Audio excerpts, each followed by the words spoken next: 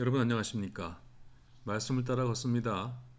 2002년 가을에 오늘은 두 번째로 일상으로의 초대 전도서 5장, 로마서 12장, 마태 11장 저 세 본문을 가지고 종교개혁, 교회개혁 그것의 다섯 번째 주제의 말씀 성찰을 마무리하려고 합니다. 가톨릭 성당은 시각적 예술로 넘치죠. 마리아상도 있고 성당 내부 양쪽 벽면에 거의 예외 없이 십자가 고난의 길 14처가 장식되어 있습니다.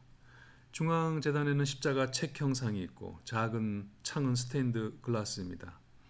반면에 개신교회는 별다른 장식도 상징도 사용하지 않습니다. 십자가상만이 상징 아이콘으로 본당 보통 정면에 장식되어 있죠. 그래서일까요? 시인이자 가톨릭 사제인 R.S. 토마스는 이렇게 말한 적이 있습니다. 프로테스탄티즘, 예술의 교묘한 거세자. 당신은 따뜻한 세상에 오직 영혼의 끔찍한 무감각만을 남겨놓는다. 이렇게 말했습니다. 사실 개신교회는 주로 복음의 언어적인 소통에 의존하지요. 대신 비언어적 상징물을 불편하게 생각합니다. 청교도들과 개혁교회는 풍금을 파괴했고 스테인드 글라스를 깨뜨렸습니다.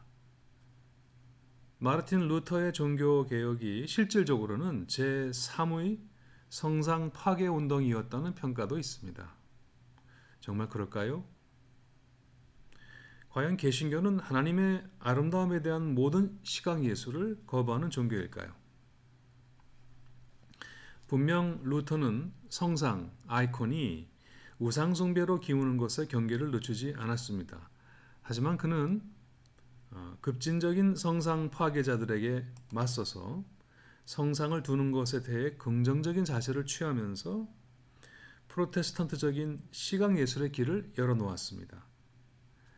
오히려 루터는 시각예술이 성서의 메시지를 전달하는 훌륭한 수단임을 잘 알았습니다.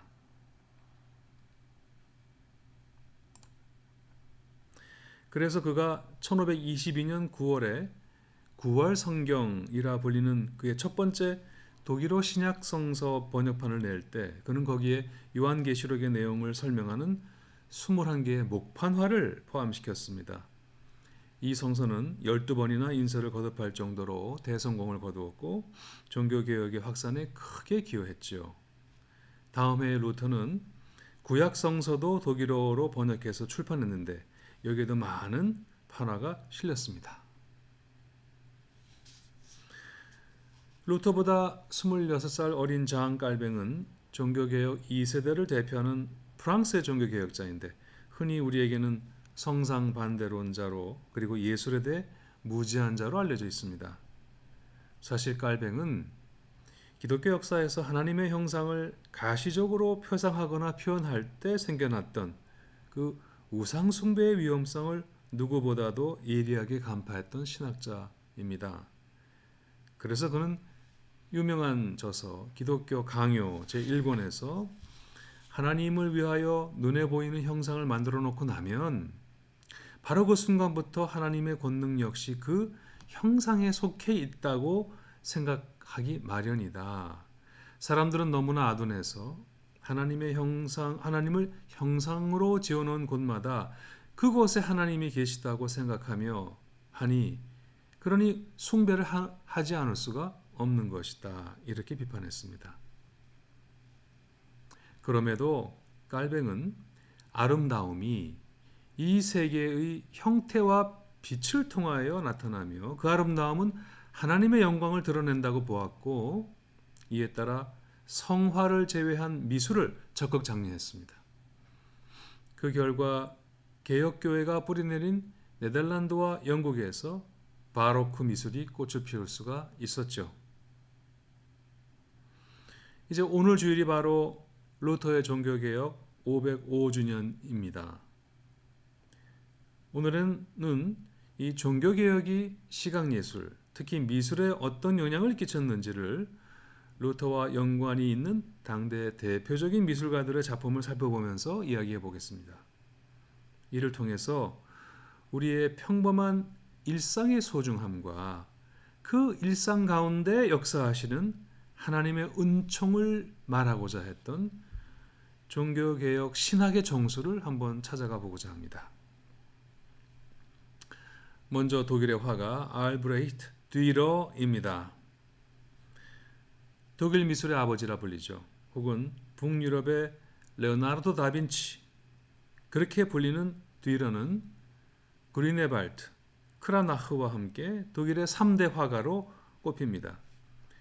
뒤러는 마르틴 루터의 교회 개혁을 지지한 인문주의 화가였습니다. 루터와 동시대를 살았죠. 그가 활동하던 뉘른베르크는 종교개혁의 발상지인 비텐베르크에서 멀지 않은 곳에 있습니다. 그럼에도 루터와 뒤러는 직접 만날 기회는 없었다고 합니다. 하지만 뒤러는 루터의 개혁의 의미와 내용을 충분히 알고 있었고 그를 적극적으로 지지했습니다. 우리는 알브레히트 뒤러의 그림 가운데 저 기도하는 손을 익히 알고 있지요. 그런데 뒤러는 판화라는 매체를 즐겨 다뤘습니다. 판화. 뒤러의 판화는 어느 판화와도 비교할 수 없을 정도로 섬세하고 아름다웠기에 상당히 인기가 있었고 그 자체로 독립된 미술 작품으로 평가받았습니다. 왼편 제목이 멜랑콜리입니다. 멜랑콜리. 어떤 감정인지 아시죠? 저 천사는 무엇이 저렇게 우월할까요? 왜 저렇게 우울한 모습으로 앉아 있을까요? 좀 심통난 것 같지 않습니까? 성서의 내용을 몇 개의 키워드와 함께 시각적으로 요약한 판화는 성서의 메시지를 매우 효과적으로 전달하는 기능을 감당했습니다. 게다가요, 이 판화의 가격이 저렴했고 또 아주 손쉽게 들고 다닐 수 있는 장점까지 있었습니다. 또한 이것은 성상숭배다라고 하는 시비에서 벗어날 수 있는 장점도 가지고 있었죠. 자, 검은 잉크로 종이에 찍힌 이미지는 그 화려한 색채와 금박으로 장식된 그런 장엄한 성상과는 다르잖아요. 그래서 이 자체가 대중의 경배의 대상이 되기는 어려웠습니다. 뒤러가 1498년에 제작한 네 명의 기사, 네 기사라는 작품입니다. 잘 보시면 말을 탄 네 기사들이 자신의 정체성을 알리는 상징들을 손에 들고 정말 화면을 가로질러 왼편에서 오른쪽으로 질주합니다. 잘 보시면 전염병 패스트의 기사, 칼을 든 전쟁 기사, 천칭을 든 기아의 기사, 그리고 맨 아래 보시면은 늙은 말을 타고 달리는 피골이 상접한 죽음의 기사, 이렇게 네 명의 기사입니다. 잘 보시면 그 말발굽 아래 쓰러져 있는 사람들 가운데 교황의 모자를 쓴 인물이 입을 크게 벌리고 있는 그 지옥으로 이제 빨려 들어가는 모습이 보입니다. 루터가 종교개혁을 하기 약 20년 전에 그려진 이 판화에서 이미 뒤로는 가톨릭 교회와 교황에 대한 예리한 비판의식을 이미 보여주었습니다. 자, 알브레히트 뒤러의 1526년 작품 네 사도입니다. 자, 등장인물은 왼편에 요한과 베드로 보이십니까? 그리고 오른편에 바울과 마가입니다. 전통적으로 가톨릭에서 중심이 되는 사도는 항상 누구였습니까? 일대 교황으로 간주되는 베드로였죠. 근데 왼쪽 보십시오. 이마가 벗겨진 베드로가 어디쯤 있습니까? 근데 이 작품에서는 오히려 요한이 더 중요한 사도로 표현되고 있지 않나요?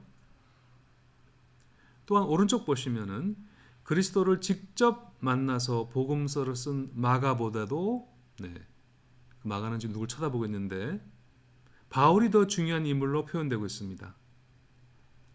마르틴 루터는 바울을 프로테스탄트의 교부라고 더 좋아했던 것입니다.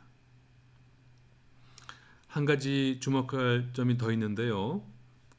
왼쪽에 보시면은 베드로가 천국 열쇠를 들고 있는데 천국 열쇠를 들고 있는 베드로를 제외한 나머지 세 사도가 모두 손에 성서를 들고 있다는 사실입니다. 그럼으로써 뒤로는 솔라 스크립투라 오직 성서를 강조한 루터의 종교개혁 사상을 이 그림에서 표현하고 있습니다. 둘이 만나지 못했지만 신학적으로 친구죠. 이렇게 뒤러의 그림 속에 내포된 종교개혁 정신은 그의 무성한 풀 한 폭이라는 작품에서도 분명하게 보입니다. 자, 여러분, 이거 자연사 박물관에 걸린 작품이 아닙니다. 이 그림에서 보이는 정말 극사실적이고 또 생명력이 넘치는 묘사는 뒤러가 얼마나 이 세상의 만물에 강한 호기심을 가지고 있는 정말 인문주의 종교개혁자였는지 우리가 알 수 있습니다. 또 하나 보실까요? 새의 날개라는 제목의 작품입니다. 정말 감탄이 나옵니다. 지금으로부터 500년도 넘은 1512년의 작품인데 사진 찍은 것 같지 않습니까? 토끼나 부엉이 묘사도 세밀하게 짝이 없습니다. 한번 보세요. 모두가 하나님께서 창조하신 세상의 만물 속에서, 즉 사소해 보이는 풀 한 폭이나 작은 새 한 마리 속에서 창조주 하나님의 아름다움과 그의 창조의 뜻을 음미하고자 했던 작가의 의지가 보입니다. 작가의 예술 의지가 보입니다. 이것이 교회개혁 또는 종교개혁의 감성이고 쿤스트볼렌, 예술 의지라고 말씀드릴 수가 있습니다. 지금까지 뒤로를 보았는데요. 자, 또 다른 교회개혁 화가 루카스 크라나흐를 보겠습니다. 교회개혁의 화가라 불리는 대 루카스 크라나흐입니다. 종교개혁의 현장을 캔버스에 옮긴 화가로도 불리는 크라나흐는 뒤로와 함께 독일의 이제 3대 화가로 손꼽히는 그런 화가이죠. 그는 교회개혁 또는 종교개혁의 도시인 비텐베르크의 시의원과 시장을 역임했습니다. 그러니 루터와 깊은 친분을 쌓을 수 있었고 루터의 종교개혁 사상을 그림으로 표현할 수 있었습니다. 이 루터와 크라나흐가 얼마나 가까운 사이였는지는 두 사람이 각각 그 상대의 자녀의 이제 godfather, 대부였다는 사실에서도 너무나 잘 드러납니다. 아무나 자기 자녀의 대부를 시키지는 않거든요. 루터는 이 크라나흐의 딸 안나의 대부였고 이 크라나흐는 루터의 철아들 한스의 대부였습니다. 이렇게 루터의 집안과 가까운 크라나흐는 루터와 그의 가족들의 모습을 뛰어난 초상화로 옮겼습니다. 한번 보실까요? 이게 바로 절친 크라나흐가 그린 루터의 초상화입니다. 크라나흐가 아니었으면 오늘날 우리는 루터와 그의 가족들이 실제로 어떻게 생긴 인물인지 전혀 알 수가 없었을 것입니다. 크라나흐를 통해서 루터는 이렇게 교황에 도전한 깡마르고 진지한 수도사로 그 얼굴에 어떤 그 무언가 집념을 가지고 진실성을 가지고 무언가 말하려고 하는 뭔가를 응시하는 얼굴이 보이지 않습니까? 또는 바르트 브루크 요새에 숨어 지내던 그 융커 웨르그라는 가명으로 숨겨서 자신을 보호하고자 했을 때의 그 루터의 모습으로 때로는 저렇게 학식 있는 학자의 정말 학자적 권위가 돋보이게 그린 그림 아닙니까? 그런 교수로 그리고 오른쪽이 바로 이 마르틴 루터의 부인입니다. 카타리나 폰 보라입니다. 이름이 보라니까 우리나라에도 그 보라라는 아름다운 이름을 가지고 계신 분들이 있는데 동명이인인가요? 카타리나 폰 보라입니다. 그 남편으로서의 모습 보입니다. 심지어 절친인 크라나흐는 친구 루터가 죽었을 때 그의 죽은 마지막 모습도 저렇게 그렸습니다. 평생 선한 싸움 다 마치고 이제 평화롭게 안식하는 친구의 모습을 저렇게 화폭에 담았습니다. 사람들은 이 루터의 절친 크라나흐의 그림 중에서 이 아담과 이브를 많이 보아서 알고 있습니다. 당시 궁정을 중심으로 인기가 있던 주제 중 하나가 바로 아담과 이브였기 때문에 크라나흐는 평생 동안 이 주제로 약 50편의 작품이나 남겼습니다. 그런데 크라나흐의 그림 중에서 루터의 종교개혁 사상이 가장 집약적으로 표현된 그림은 아담과 이브 시리즈가 아니라 1529년에 그가 그린 율법과 은총이라고 하는 작품입니다. 한번 보실까요? 이 그림은 중앙에 나무가 서 있는데 그 나무를 중심으로 왼편과 오른쪽으로 나눠지죠. 자, 왼편은 뭔가 좀 음산하고 오른쪽은 뭔가 좀 밝은데요. 왼쪽에 죽음과 죄로 귀결되는 율법의 세계가 보이고요. 오른쪽에는 믿음과 구원으로 이루어지는 은총의 시대를 선명하게 나무 하나로 나눕니다. 자, 왼편에서는 잘 보시면 인간이 죄 때문에 죽음과 심판을 면할 수 없다는 것을 해골의 모습의 죽음과 또 사탄에 의해서 지옥불로 쫓겨가는 모습으로 표현하고 있습니다.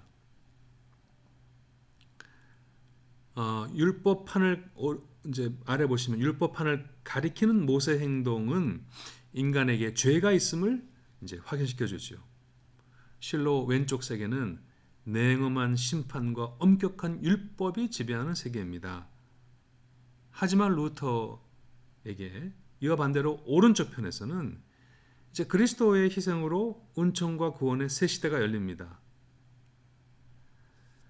십자가의 그리스도에게 경배하고 있는 인물은 잘 보시면 그리스도의 상처에서 뿜어 나오는 피를 지금 받고 있는데 이는 인간의 죄가 그리스도의 피로 깨끗이 씻어지고 다른 누군가의 중재, 미디에이션 없이 즉 사제들의 중재 없이도 오직 그리스도를 통해 직접 구원됨을 나타내고 있습니다. 그러니까 인간이 의롭게 되는 것은 인간의 노력이나 공로에 의해서가 아니라 그리스도에 대한 믿음으로 저 십자가에 달린 그리스도에 대한 믿음으로 그리고 값없이 주어진다는 루터의 이신칭의 Justification by Faith라는 사상이 신학이 분명하게 드러납니다. 자, 크라나흐의 1547년작 주님의 만찬입니다. 성만찬이죠. 주님의 만찬. 그 레오나르도 다빈치의 그림과 좀 다르지 않습니까? 루터의 성만찬 신학을 그린 겁니다. 자, 우리는 이 그림의 중요성을 이해하기 위해서 우리는 이제 비텐베르크 성당으로 한번 가보아야 합니다. 비텐베르크, 루터의 도시라고 불리죠. 이 비텐베르크의 마르크트 광장입니다. 여기는 루터의 생가와 기념비가 있습니다. 뒤로 종교개혁의 어머니 교회, 종교개혁의 모교회라 불리는 그 세인트 마리엔 교회, 성 마리엔 교회가 보입니다. 이 교회 앞에 가까이 가시면 루터의 동상이 있죠. 이제 교회 안으로 들어가 보실까요? 루터는 이곳에서 정기적으로 설교했고요. 여기서 카타리나 폰 보라와 결혼했습니다. 그리고 이 교회에서 6명의 자녀들을 세례받게 했습니다. 그러니까 보통 교회가 아니죠. 루터 종교개혁의 발상지인 이 역사적인 교회의 한 중앙에 그 Reformation Altar, 그러니까 종교개혁 제단이 있고 그 앞에 바로 앞서 제가 보여드린 크라나흐가 그린 주님의 만찬 그림이 거기 있습니다. 저 그림을 좀 확대해 보겠습니다. 자, 모두 3단화인데 그 중에 저 가운데 있는 것이 주님의 만찬이죠. 루터가 사도들과 함께 앉아 있는데 포도주 잔을 받아 관람자와 회중에게 제시하고 있습니다. 자, 이 모습은 가톨릭 교회의 전통적인 성찬식에 대한 공격입니다. 주님의 만찬에 평신도도 떡만이 아니라 그 잔을 받을 수 있음을 주장하고 있습니다. 저랑 체코의 종교개혁자 얀 후스를 공부하시면서 어떻습니까? 그 전까지는 정말 이렇게 떡만 주던 성찬을, 떡과 포도주를 다 주는 성찬을 요구했고, 지금도 그들의 후예들은, 후스의 후예들은 이종 성찬, 빵만이 아니라 빵과 포도주 두 가지를 다 주는 이종 성찬을 이제 요구하고 있다는 말 이제 우리가 들었는데, 가톨릭 교회는 이 아둔한 평신도들이 실제 주님의 피라 여기는 그 성혈을 막 땅에 흘리고 하는 것을 보지 못해서 떡만 주었었죠. 근데 주님의 만찬에 평신도도 떡만이 아니라 잔에 참여할 수 있음을 주장합니다. 그것이 이제 개신교회의 종교개혁 신학입니다. 이 그림 아래에는 또 크라나흐의 또 다른 유명한 그림이 있습니다. 바로 그 설교하는 루터라고 하는 그림입니다. 바로 이 그림입니다. 루터의 십자가 신학이 너무 잘 표현된 그림으로 평가됩니다. 잘 보십시오. 오른쪽에 루터를. 설교하는 루터는 한 손으로 십자가를 가리키는데 예배 드리는 사람들은 루터가 아니라 누굴 보고 있습니까? 루터가 가리키는 저 십자가를 바라보고 있습니다. 그 십자가가 우리 구원의 기초라고 하는 겁니다. 십자가를 가리키는 손가락이 아니라 십자가 가리키고 있는 저 십자가가 우리 구원의 기초라고 하는 그런 메시지를 담은 그림입니다. 이와 같이 루터의 절친인 크라나흐는 미술을 통해서 종교개혁의 횃불이 유럽 전역으로 번져나가는데 크게 기여했습니다. 종교개혁이라는, 정확히는 교회개혁이라고 하는 새로운 그 신앙을 사람들이 알기 쉽게 받아들일 수 있도록 그런 알기 쉬운 시각 이미지로 번역해 주었기 때문에 그래서 루터의 사상과 신학이 널리 퍼져갈 수가 있었습니다. 정말 매체가 중요하죠. 저희 이제 세 번째 종교개혁 화가를 만나러 갑니다. 그 유명한 마티아스 그리네발트입니다. 마티아스 그리네발트. 그 중에서 그 유명한 이젠하임 재단화를 보고 있습니다. 말씀드린 대로 뉘러, 크라나흐, 그리고 이 그리네발트, 뉘러, 크라나흐, 그리네발트, 이 세 사람이 독일을 대표하는 3대 화가 아닙니까? 너무도 유명한 이 그림은 1512년과 1515년 사이에 완성되었습니다. 우리는 이 그림에서 루터가 제시한 십자가 신학이 정확하게 표현되고 있음을 확인할 수 있습니다. 자, 그림의 중심에 예수님의 십자가가 있지요. 주변에는 집도 없고 로마 군인도 없습니다. 예수님 좌우에 달려있던 두 강도 역시 볼 수가 없습니다. 대신 배경은 아주 진한 어둠으로 덮여 있습니다. 루터가 말한 숨어 계신 하나님을 그리고 있는 겁니다. 바로 지난주에 제가 말씀드린 그 말씀 묵상을 다시 한번 참고해 보시기 바랍니다. 여기서 우리는 하나님을 볼 수가 없습니다. 칠흑같이 어두운 빈 공간에 서 있는 커다란 십자가보다 이것을, 즉 하나님이 숨어 계시다는 루터 신학을 더 말해주는 것은 없을 겁니다. 십자가를 자세히 보면 다듬지 않은 거친 나무로 만들어져 있음을 알 수 있습니다. 그리고 어떻습니까? 십자가가 약간 아래로 좀 기울었죠. 마치 거기 달리신 분의 이 무게를 감당할 수 없는 것처럼 아래로 살짝 휘어져 있습니다. 예수님의 모습을 이렇게 비참하고 참혹하게 묘사한 작품은 이전에 없었습니다. 정말로 이사야 53장이 묘사하는 것처럼 우리 보기에 아름다울 것이 하나도 없는 그런 참혹한 모습입니다.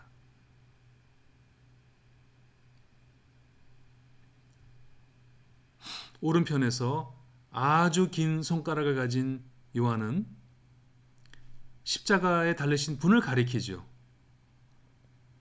그의 손가락 위에 잘 보시면 무슨 글자가 써 있습니다. 라틴어 있는데요. 그 뜻은 뭐냐면 성경에 있는 말씀을 그대로 적었습니다만 그는 흥해야 하고 나는 망해야 한다 라는 글귀가 라틴어로 써져 있습니다. 그 아래 잘 보시면 어린 양 하나가 있고 작은 포도주 잔이 보이시죠? 예. 루터의 십자가 신학에서는 저 말씀의 선포, 저 위에서 그는 흥해야 하고 나는 망해야 한다는 그 말씀의 선포가 훨씬 크고 중요함을 가리킵니다. 어린 양과 저기 성찬은 그 밑에 조그맣게 그려져 있습니다. 우리는 이 그린의 발트의 그림에서 루터의 십자가 신학이 영광의 신학이 아니라 십자가 신학이 완벽하게 시각 이미지로 표현되는 것을 지금 보고 있습니다.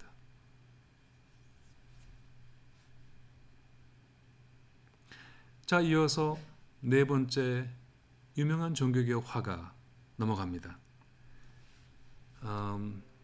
이 사람은 르네상스 최고의 화가로 불리는 한스 홀바인입니다.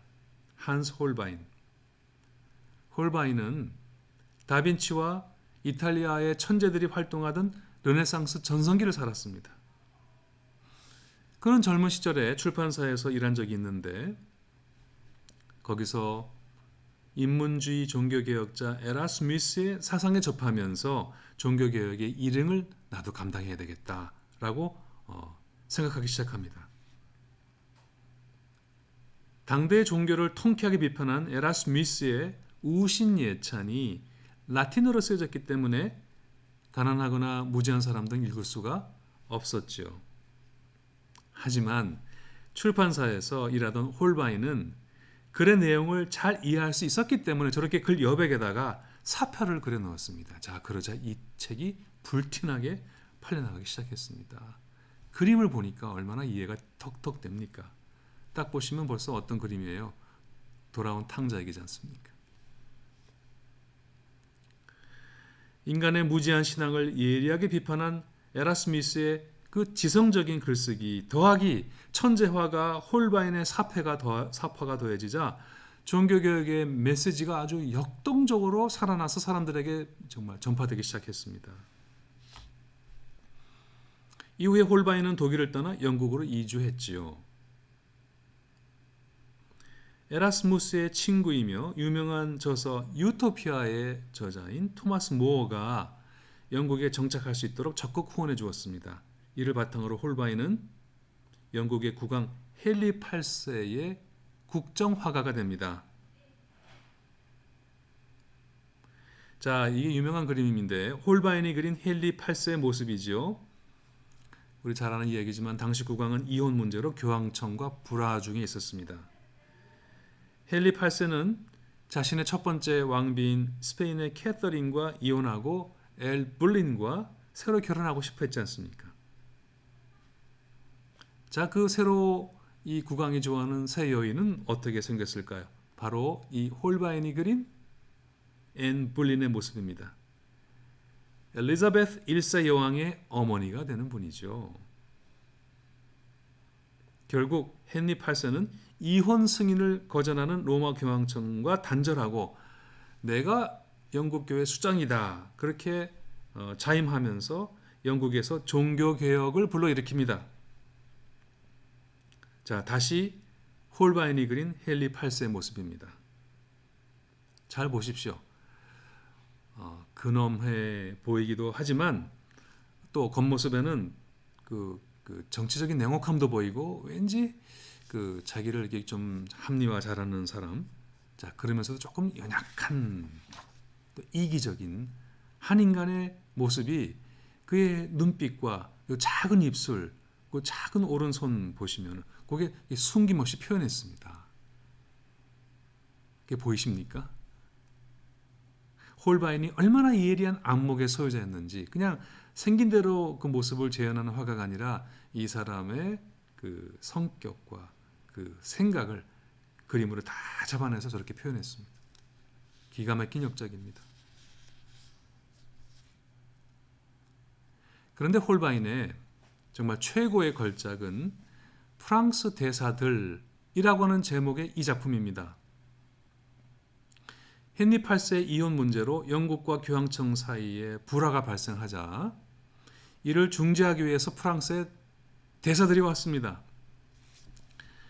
자, 두 사람 가운데 왼쪽이 이 그림을 주문한 프랑스의 외교관이고 오른쪽은 주교죠. 프랑스의 주교입니다. 그런데 이 그림 안에는 이제 하나씩 보겠습니다만 무척 많은 메시지가 암호처럼 다 숨겨 있습니다. 자, 먼저 윗부분에 고급 융단에는 그러니까 천구의, 사분의, 다면해시계, 토키툼 등 당대 최고의 과학 지식과 부를 상징하는 그런 물건들이 보입니다. 저걸 다 세밀하게 그렸네요.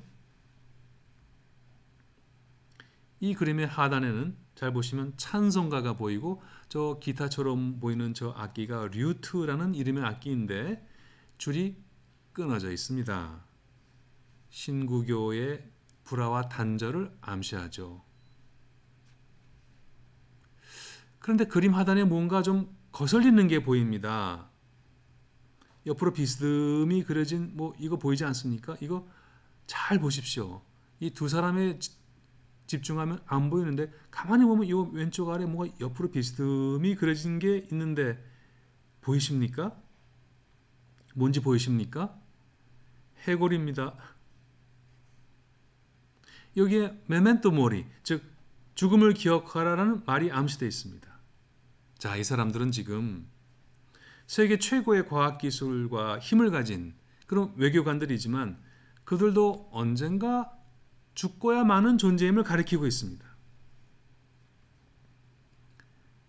자, 이 해골 그림은 전도서 1장 2절에 기초하고 있죠. 헛되고 헛되며 헛되고 헛되니 모든 것이 헛되도다.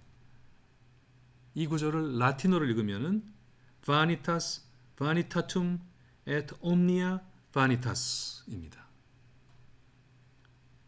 그래서 이렇게 인생의 무상함을 해골로 그리는 기법을 바니타스라 부릅니다.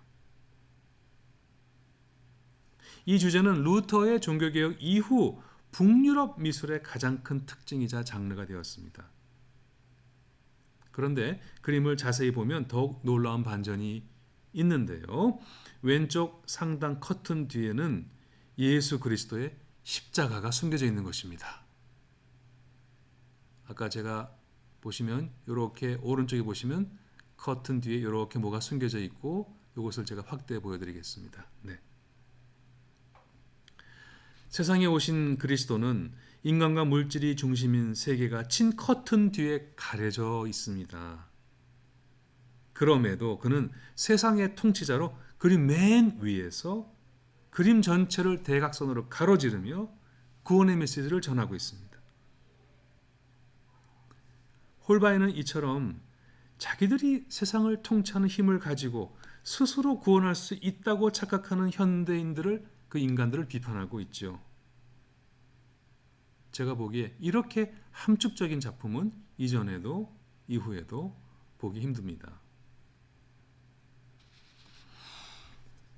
자, 이제 마지막으로 종교개혁 화가의 마지막 사람으로 서양의 대표적인 풍속화가, 서양의 대표적인 풍속화가라 불리는 16세기 그 플랑드르의 화가 브레헬, 발음이 좀 어렵습니다만 피테르 브레헬의 작품을 살펴보겠습니다. 브레헬이 살던 시대는 암울한 시대입니다. 가톨릭인 스페인 국왕인 그 브레헬의 네덜란드 사람들을 가톨릭으로 개종시키기 위해서 무려 6만 명이 넘는 군대를 보내 이 나라를 통치하고 있었습니다.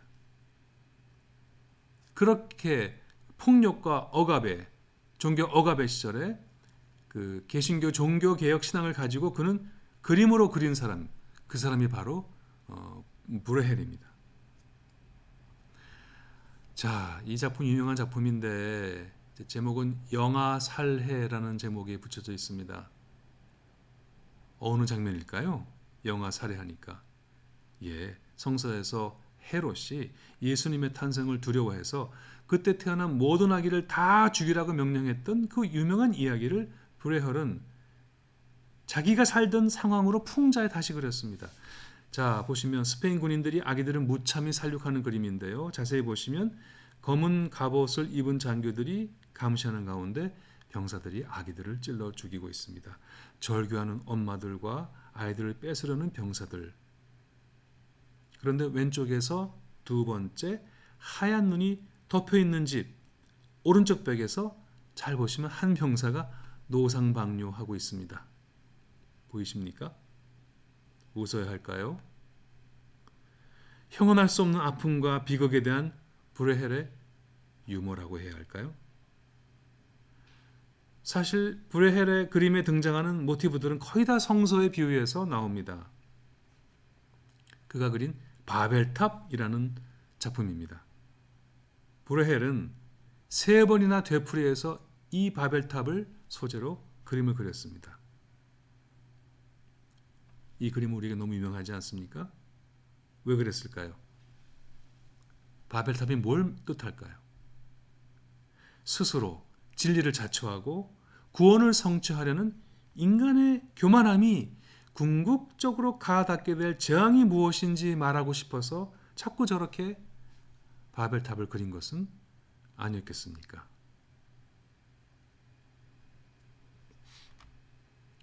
이렇게 브레헬은 자신의 고통스러운 시대를 고발하면서 예리한 비판을 가했지만 그는 거기서 그치지 않았습니다. 희망을 그렸습니다. 대안을 그렸습니다. 그런데 놀라운 것은 그가 그린 희망은 너무도 평범한 것이었습니다. 그는 일상을 그렸습니다. 일상의 구차함을 그대로 가감없이 그렸습니다. 그는 미래에 있을 법한 환희를 상상한 것이 아니라 우리들의 매일의 그 일상 안으로 뛰어들어간 겁니다. 농민들의 소박한 삶 속으로 뛰어들어간 겁니다. 그가 대면한 일상은 비록 남루했지만 거기에는 아직 오지 않은 궁극적 소망이 담겨 있기에 견딜만 했습니다. 평범한 일상이지만 하나님의 은총이 함께하는 시간이기에 살아볼 만한 것이었습니다. 볼까요? 화단을 가꾸는 사람들이죠. 이게 대안입니다. 이게 희망입니다. 하늘을 높은 곳이 아니라 평범한 일상 노동의 현실을 그렸습니다. 그 억압의 시대에도 사람들은 정원을 가꿉니다. 추수하는 들판입니다. 추수가 제목입니다. 고된 노동의 대가로 노란 곡식이 물어있고 그것을 추수하는 사람들의 얼굴과 마음에는 풍요가 가득합니다. 드디어 마을에 잔치가 열리죠. 자, 비록 우리 인생은 일상은 매일매일의 삶은 정말 고되고 험한 일로 가득하지만 하나님께서 풍성한 은혜를 주시니까 열매가 가득하고 이렇게 마을에 축제가 벌어집니다. 저렇게 춤을 추고 너무 흥겨워합니다. 이렇게 노동의 신성함을 그린 브레헬은 음식의 천국이라는 그림에서 대신 게으름을 경계하죠. 보실까요? 누워있는 사람들이 나무 위에서 그리고 지붕 위에서 음식이 떨어지기를 기다리고 있습니다. 우리 속담의 어느 속담과 닮았죠? 하지만 이는 노동의 신성함과 직업 소명서를 이야기한 종교개혁자들의 사상과는 거리가 멀었습니다. 그런 종교개혁의 새로운 정신이 이 브레헬의 그림 안에 지금 들어있는 겁니다. 아까 보여드렸나요? 이 브레헬의 또는 유명한 그림이죠. 결혼식이라는 제목의 그림입니다. 사실 제가 매우 좋아하는 그림인데요. 이 그림에서 뭐가 가장 중요할까요? 잘 보시면 이 그림에서 가장 중요한 것은 결혼식이 주제임에도 불구하고 신랑 신부가 잘 안 보인다는 겁니다. 신랑 신부가 누군지 알 수 없을 정도로 비중 있게 다뤄지지 않았다는 점이 이 그림의 정말 중요한 점입니다. 무슨 말인가요? 결혼식의 주인공은 이제한치에 참여한 모든 사람들이다. 그 메시지가 눈에 환하게 보입니다. 모두가 잘 보시면 각자의 자리에서 각자의 역할을 하고 있습니다. 애는 떨어지는 음식을 주워 먹고 있고, 악사들은 악기를 연주할 준비하고 있고, 음식을 나누는 사람은 열심히 음식을 나누고 있고, 그렇게 모두가 동등한 자격으로 동등한 비중으로 잔치에 참여하고 있습니다. 자, 개신교의 종교개혁 신학에 어떤 신학 사상이 여기 지금 그려져 있는 것 같습니까? 모두가 평등하게, 누구 주인공이나 누가 리더 없이 모두가 하나님 앞에서 평등하게 자기 역할을 충실하게 담당하고 있죠. 예, 그렇습니다. 만인이 하나님 앞에서 동등한 사제임을 얘기한 만인 사제설 사상이 이 그림 안에 보여주고 있는 겁니다. 그냥 결혼식을 그린 그림이 아닙니다. 개신교 종교개혁 신학이 담겨 있는 그림입니다. 마지막으로 그가 그린 이제 그 유명한 그 로마 신화에 나오는 이야기죠. 이카루스의 추락이라는 제목의 그림입니다. 자, 이카루스 신화를 아시죠? 깃털 밀랍을 이용해서 하늘을 날고자 했던 이카루스와 그의 아버지 다이달로스의 이야기 말입니다. 아들아, 너무 높이 날아 올라가면 이게 밀랍으로 만들었으니까, 초녹인 걸로 만들었으니까 녹아서 떨어질 거라는 아버지의 경고를 무시하고 하늘을 날아오른 아들은 너무 좋으니까 높이 높이 올라가서 점점 태양과 가까워져서 결국은 바다로 추락하고 말지요. 그래서 떨어지는 것은, 추락하는 것은 날개가 없다라는 말이 나왔나 봐요. 그런데 그림 속에서 물에 빠진 이카루스 모습이 잘 보이지 않습니다. 대부분의 화가들은 이 이카루스의 추락이라는 모티브를 가지고 추락하는 이카루스에 초점을 맞춰서 그를 주인공으로 그림을 그렸는데, 하지만 아무리 보아도 이 하늘의 이카루스가 어디 떨어지고 있습니까? 어디 있습니까? 보이십니까? 혹시 오른쪽 아래, 저 배 아래 보이실까요? 제가 확대해 보겠습니다. 자세히 보니 불의 헬은 이미 바다에 떨어져 이 발만 동동 떠 있는 이카루스를 그렸습니다. 이 그림의 중심은 누굽니까? 저 이카루스가 떨어져 있는데 중심은 다시 보실까요? 전체 그림에서 요 오른쪽 아래 이카루스 추락인데 여기 저 변방에 이렇게 있고요. 이 그림의 중심에 누가 있는지 보십시오. 제가 이 부분을 확대해 보겠습니다. 이 그림의 중심에는 이 소란의 와중에도 그 옛날에 하늘을 난다고 했다가 올라갔다 떨어지는 정말 세기적인 경이적인 일이 벌어지고 있는 이 구경거리가 있는 이 와중에도 묵묵히 자기 자리에서 자신의 일을 하고 있는 이 농부 보이십니까? 저 양치기 보이십니까? 그리고 낚시꾼 보이십니까? 이카루스의 추락이라고 하는 이 그림의 역설적인 메시지는 이카루스가 주인공이 아니라 자신의 일상을 열심히 갖고 있는 이들이 바로 하늘을 나는 주인공들이다. 그들이 희망이다. 이런 메시지가 이 브레헬의 그림 안에 담겨 있는 겁니다. 자, 이 그림 보시면은 브레헬에게 예수 그리스도 십자가 지금 어디 서 있습니까? 잘 보십시오. 저렇게 일상 한가운데 누워 있습니다. 사람 한가운데, 세속 한가운데, 세상 한가운데 누워 있습니다. 딴 그림에서는 그 십자가가 우뚝 서고 중앙이고 센터가 돼야 되는데 세상 한가운데 그냥 누워 계신 십자가입니다. 그게 브레헬의 종교개혁 신학을 그림으로 그린 브레헬의 정말 수작입니다. 지금까지 개신교 교회개혁, 종교개혁은 성상의 파괴자 혹은 예술의 거세자라는 오해를 받았습니다. 하지만 종교개혁의 화가들은 더 이상 저렇게 이콘과 같처럼 천상의 것을 그리려 하지 않았습니다. 눈에 보이지 않는 것을 그리려 하지 않았습니다. 하나님의 영광과 신성을 표현하기 위해서 저렇게 푸른색 물감과 그게 얼마나 귀했던지요. 황금을 덕지덕지 붙이는 화려한 그림을 그리지 않았습니다. 대신에 이렇게 자연을 그렸습니다. 일상을 그렸습니다. 눈에 보이는 것을 그렸습니다. 눈에 보이는 것들 속에 빛나는 보이지 않는 은혜와 사랑을 그렸습니다. 우리의 평범한 일상 안에 빛나고 있는 영원을 그렸습니다. 고된 노동과 시련 속에서 우리와 함께 하시는 임마누엘 하나님의 선하심을 그렸습니다. 그것이 개신교적인 예술 의지, 쿤스트볼렌이고 개신교적인 감성이며 개신교적인 정신입니다.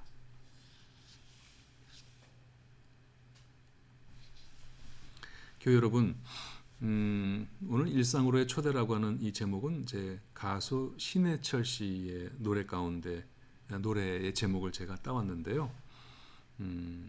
이런 가사입니다. 산책을 하고 차를 마시고 책을 보고 생각에 잠길 때 요즘에 뭔가 텅 빈 것 같아. 지금의 난 누군가 필요한 것 같아. 친구를 만나고 전화를 하고 밤새도록 깨어있을 때도 문득 자꾸만 내가 생각나. 모든 시간 모든 곳에서 난 널 느껴. 내게로 와줘. 내 생활 속으로. 너와 같이 함께라면 모든 게 새로울 거야. 매일 똑같은 일상이지만 너와 같이 함께라면 모든 게 달라질 거야. 여러분, 여기 너를 제가 한번 주님으로 바꿔 읽어볼까요? 그럼 뜻밖의 이 일상으로의 초대라고 하는 가수 신해철 씨의 노래가 복음성가처럼 바뀝니다. 바꿔보겠습니다. 내게로 와 주십시오. 내 생활 속으로. 주님과 함께라면 모든 게 새로울 겁니다. 매일 그저 똑같은 일상이지만 주님과 함께라면 모든 게 달라질 겁니다. 여러분, 그러므로 우리는 이 종교개혁의 정신으로 여러분의 일상을 날마다 성실하게 가꾸고 여러분의 그 일상 안에 보석처럼 빛나는 하나님의 신실한 은혜와 사랑을 발견하며 사시기를 바랍니다. 이런 기도문이 있죠. 사랑이지만 늘 곁에 있어서 사랑인 줄 모르는, 고마움이지만 늘 주어진 것이어서 고마움인 줄 모르는 우리들의 지극히 평범한 감사와 우리들의 지극히 평범한 사랑을 주여 잘 지켜주소서. 이런 기도가 종교개혁주일, 교회개혁주일을 맞이하는 여러분에게 늘 함께 하시기를 바랍니다. 감사합니다.